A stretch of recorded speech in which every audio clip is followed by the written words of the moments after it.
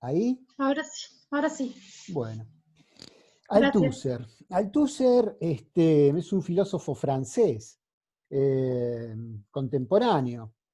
En 1970 se publica justamente Aparatos ideológicos del Estado, donde él se basa en la teoría marxista del Estado. ¿Qué dice esta teoría marxista?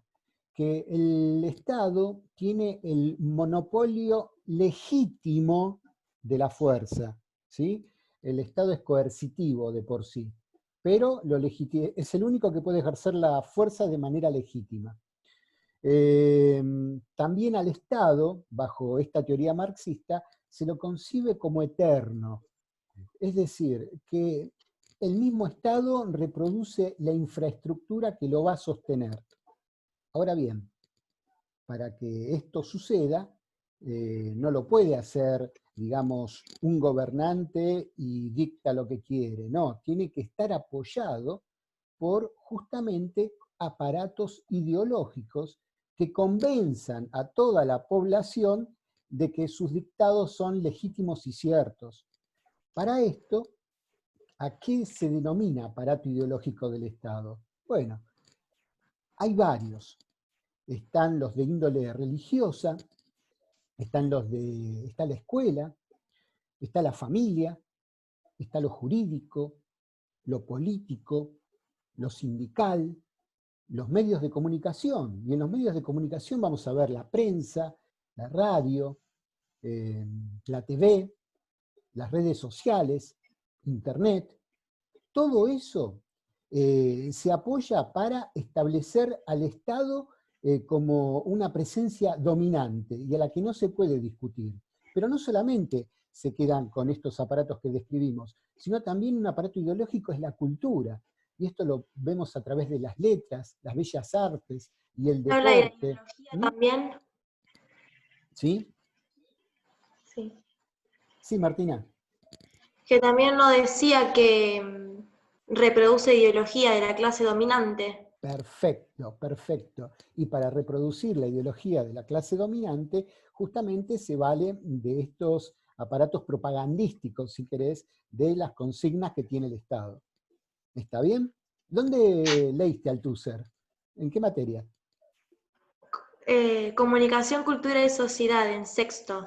Perfecto. Leí ese y algunos más y lo hice para hacer un trabajo de investigación. Ujú. Es muy, muy interesante Althusser. Así que al que no haya tenido contacto con él, aunque sea, googleenlo y van a ver de qué se trata, ¿sí? Hace una disquisición bastante acertada de lo que el Estado propone y cómo se impone o cómo impone a la población su pensamiento. Y ese pensamiento muchas veces no favorece a la población, sino que favorece a élites privilegiadas que detentan el poder. ¿Mm? También un ejercicio muy interesante para ver este poder del Estado y de los aparatos ideológicos sería leer la novela 1984. ¿Alguien la leyó? No, yo ¿Nadie? no. ¿Vos? ¿Vos, Janina? ¿Sí? ¿Qué te La pareció? novela de Orwell. Sí, No enganché, me conecté recién y no sé de qué estaban hablando, pero la novela habla de cómo el Estado controla a todos y nadie es libre, en realidad. perfecto, Están todos perfecto, perfecto. Y Janina, bastante surrealistas. justamente lo que estábamos hablando es de los aparatos ideológicos del Estado, cómo a través de estos aparatos, los medios de comunicación, las religiones, la escuela, los sindicatos, la política, el Estado se hace dueño del pensamiento, ¿sí?, de toda la población. Y hace como que la población lo tome como propio, por más que no, digamos, favorezca sus intereses. ¿Mm? Así que es algo muy interesante. Chicas, 1984 es un libro que no pueden dejar de leer. No pueden dejar de leer 1984, léanlo y después me cuentan, les va a volar la cabeza. Así nomás. Bueno, sigamos adelante. Otro aparato ideológico que ustedes lo ven a diario, cómo se utiliza, es por ejemplo el deporte. Qué sé yo, vamos a nuestra historia. Perón lo utilizaba, desde Delfor Cabrera, que fue el primer maratonista argentino en lograr una medalla de oro en la maratón, hasta pasando por Fangio, pasando por Gatica, siempre le saca rédito político. La dictadura con el Mundial 78. Así vos ves cómo lo político y el Estado se apropia de una figura, en este caso del deporte, para sacar, digamos, rédito político. Ni hablar de los opinadores que hay en TV, que algunos ni se pueden escuchar de lo partidario que son, ¿no? Hay otros que te lo esconden un poquito y te hacen creer que vos reflexionás y, sí, esto es... Pero hay otros que son desembosados y que directamente hay que pasarlos. Bueno, estos aparatos ideológicos están al servicio del poder de turno desde el Estado, ¿correcto? Bueno, llegamos al Congreso Pedagógico de 1882. Acá hay un enfrentamiento total entre dos posiciones. Uno, que es el Estado docente, y el otro, que es la Iglesia docente. ¿Sí? Traducido como, en ese momento, como un enfrentamiento entre lo que era el Estado versus la familia. ¿Sí? Porque la Iglesia apoyaba todo lo que era lo moral, digamos, estaba con esas banderas. Y el Estado decía, no, la Iglesia es algo, o la religión es algo particular del ámbito privado, que no tiene nada que ver con justamente lo que es una acción de gobierno y desde las acciones del Estado. Ahora pensemos en esa época. Estamos en 1882. ¿Quién era el presidente de la República? Vamos, rápido. Roca. No me apabullen. ¿Cómo? ¿Roca? Muy bien, muy bien. Janina, tenés un punto más para el examen. Julio Argentino Roca, en su primera presidencia, que va de 1880 a 1886. ¿Sí? Ahora, Roca no era un doctrinario, pero sí era anticlerical. ¿Por qué era anticlerical? Porque era la respuesta al antirroquismo que detentaban algunos sectores de la Iglesia. Entonces, la postura de él, ya que lo atacaban, bueno, iba contra lo que decía la Iglesia en cuanto a la injerencia, por ejemplo, en la educación. ¿Sí? Aparte, como para justificar un poquito su postura, él miraba lo que pasaba en Europa. En Europa la Iglesia significaba el feudalismo, significaba una época ya superada. Y en América, ¿qué significaba? Significaba el pasado colonial. Y el pasado colonial era la contracara de las luces del progreso, de la ciencia, de la industria. ¿Sí? Se tenía esa visión. Además, para la Iglesia, los avances liberales, ¿sí? Representaba, por ejemplo, el triunfo de la masonería, el triunfo del libre pensamiento, el triunfo del anarquismo, del socialismo, y todo lo que fustigaba las encíclicas papales. ¿Saben lo que son las encíclicas papales? ¿No? No. Bueno, las encíclicas papales son como cartas que el Papa da a los creyentes de todo el mundo, donde surgen los lineamientos que tiene que seguir la Iglesia. ¿Sí? Entonces, en este momento se ponen en juego básicamente dos encíclicas papales. Una llamada Mirari Vos, donde se condena expresamente la separación de la Iglesia y el Estado. Es obvio por qué. Si se separa a la Iglesia del Estado, la Iglesia pierde poder, ¿sí? Y pierde recursos económicos y pierde un montón de cosas. ¿Me siguen? Otra encíclica papal, por las cuales los congresistas a favor de la Iglesia presentan un frente de batalla muy, muy intenso contra el pensamiento liberal, es la encíclica llamada Quanta Cura. En ella se atacan los avances del naturalismo y del liberalismo.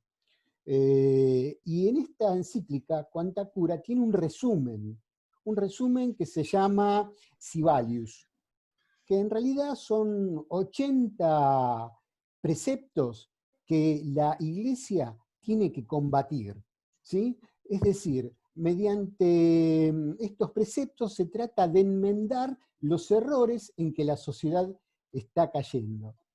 ¿Qué dice el Sibelius? Bueno, básicamente que el enemigo es el liberalismo, que se tiene que atacar lo que pregona justamente el liberalismo, que la educación prescinda de la autoridad eclesiástica. Y también se ataca que la escuela solo tenga por objeto las ciencias naturales y la vida social. Eso no podía ser de ninguna manera y tenía que ser atacado. Volvemos al Congreso. Estaban los católicos por un lado y los liberales por el otro, como corrientes de pensamiento. Había católicos, por supuesto, que eran liberales también, ¿sí? Pero, digamos, las dos corrientes de pensamiento enfrentadas en este debate pedagógico. La Iglesia tenía dos diarios. Uno que se llamaba La Voz de la Iglesia y respondía a la jerarquía eclesiástica.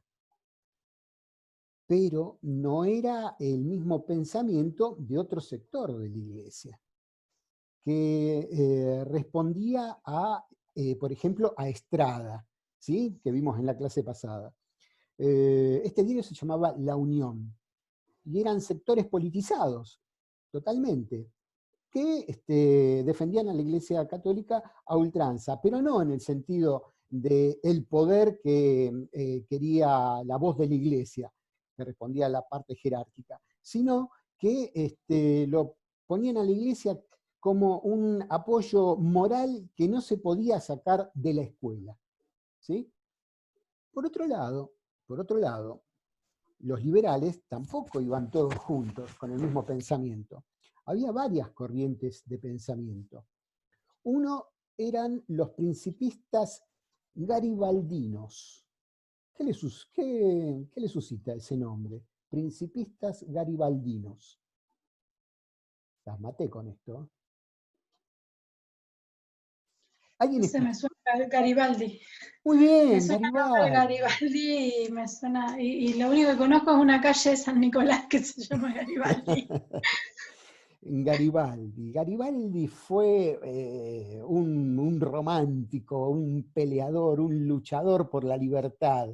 Los que estaban en contra de él lo llamaban que era un mercenario, pero no, siempre estuvo a favor de la libertad. Por ejemplo, cuando Rosas sitia Montevideo, Garibaldi, italiano, viene acá a defender Montevideo. Siempre estuvo en las luchas por la libertad.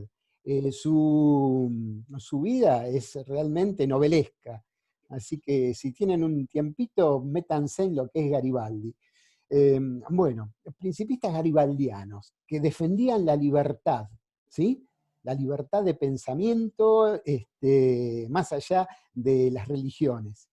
También había un anticlericalismo burgués afrancesado, otra corriente liberal.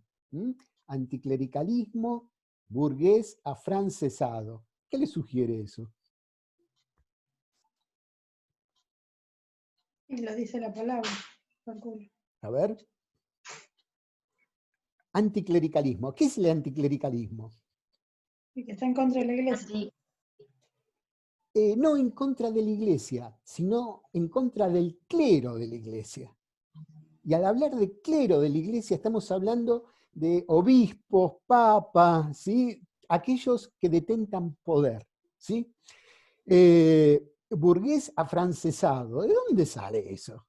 Anticlericalismo burgués afrancesado. ¿Saben de dónde viene? No se rompan la cabeza. De la Revolución Francesa. El abanderado de todo esto fue Voltaire, donde decía que, claro, en el ancien régimen que cae en la Revolución Francesa, la iglesia estaba con el rey, no estaba con los revolucionarios. Entonces, ahí ya está la concepción de que la iglesia no tiene que estar con el Estado, ¿sí? Otra corriente de pensamiento liberal en ese momento era el agnosticismo spenseriano. ¿Qué nombre? ¿Qué le sugiere? Agnosticismo spenseriano. No creen en Dios, pero lo otro, ni idea. Spenseriano viene de Spencer. ¿Saben quién fue Spencer? Bueno, Spencer fue un loco también, un loco en sus pensamientos. Ustedes escucharon de la teoría de Darwin, ¿correcto? De, digamos, la supremacía del más fuerte y de la evolución de las especies. Bueno, Spencer toma lo de Darwin, pero lo traslada a la parte sociológica. Y él dice que el más fuerte va a prevalecer sobre el más débil, con lo cual ese Spencer tenía la idea de gente que tenía que estar en el poder porque era más capaz, más inteligente, y la otra no, ¿sí? Hacía como una especie de darwinismo, pero aplicado a lo social. Una locura total. Bueno, pero en esa época se lo tomaba, ¿viste?, como algo realmente de avanzada. ¿Qué decía Spencer? Decía que la función de la cabeza era organicista. La cabeza dominaba los brazos. Los brazos nunca podían ser la cabeza. ¿Quién eran los brazos? Los obreros. Y la cabeza, bueno, los gobernantes, los que estaban por ahí arriba y que nunca iban a ser brazos. Y los brazos nunca iban a ser cabeza. ¿Me entienden? ¿Me siguen más o menos? Bueno, este era el loco de Spencer. Loco, no, tiene su bagaje de libros, incursionó en la sociología, en la filosofía, inclusive en la economía. Era una mente muy, muy adelantada, con ideas que ahora vemos que estaban equivocadas, pero en ese momento, ¿quién se lo decía? Era algo nuevo, era una corriente y muchos se embarcaban en ella. Esto tiene que ver con los paradigmas, ¿no? Un paradigma está bueno hasta que se le encuentran defectos, cae ese paradigma y después surge otro. Bueno, en ese momento Spencer era un paradigma, después cayó, pero en ese momento estaba fuerte, ¿sí? Otra corriente de pensamiento también de los liberales eran las prácticas oportunistas, tanto de Roca como de Selman, para no disgustar a los protestantes, ¿sí? Acuérdense que los protestantes tenían que ver en la educación, justamente con estos métodos nuevos que estaban trayendo de Inglaterra y que se estaban aplicando acá. Así que todo este conjunto, católicos, liberales, con sus diferencias entre ellos, todos juntos, era como un caldo de cultivo para que iba a explotar, ¿dónde? En el Congreso Pedagógico del 82, el primer Congreso Pedagógico. Y fíjense los debates que había, ¿no? Diferencias muy, muy profundas, que por supuesto iban a estallar ahí. Eran como dos hinchadas, cada uno nutrida con diferentes equipos que se iban a enfrentar ahí y que podía suceder cualquier cosa. Aparte, este congreso pedagógico era seguido por la prensa y era como un partido de fútbol, pero no era un partido de fútbol, acá se definía el futuro de la educación en la Argentina. Así que imagínense lo encendido y lo acalorado de los debates que se iban a dar ahí. Podemos decir que en el Congreso Pedagógico había un choque de estas ideas, pero se daban en dos niveles. Un nivel de forma abierta, ¿no? Que era la inclusión del laicismo o de la religión en la educación primaria. Esa era la forma abierta, religión o laicismo, punto. Ahora, en forma encubierta, eran quién iba a ser este agente de educación, o la iglesia o la escuela, ¿sí? En el fondo se debatía eso. No era laicismo, religión, no, era quién era la gente que iba a educar a los futuros ciudadanos. ¿Mm? Bueno, había proyectos a favor del laicismo y había proyectos a favor de la iglesia. Entre los proyectos a favor del laicismo se destaca el de Raúl Legault. Por supuesto ustedes se van a olvidar, pero quiero que sepan de qué se trataba.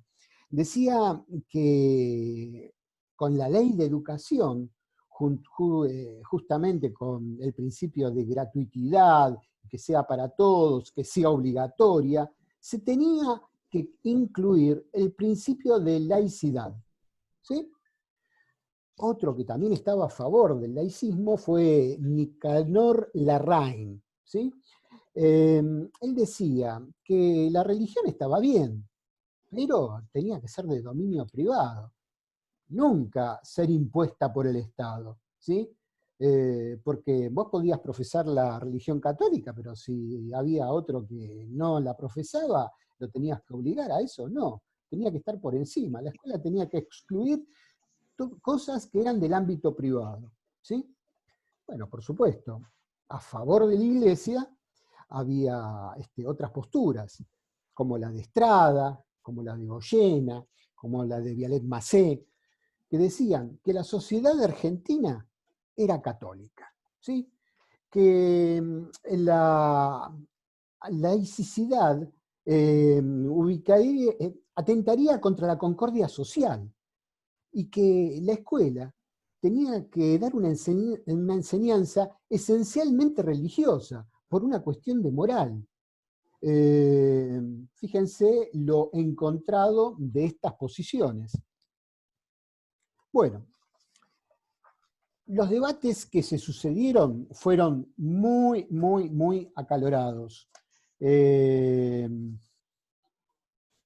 Tanto es así que se empezó a rumorear que Roca, el presidente, y Wilde iban a zanjar el debate con un decreto.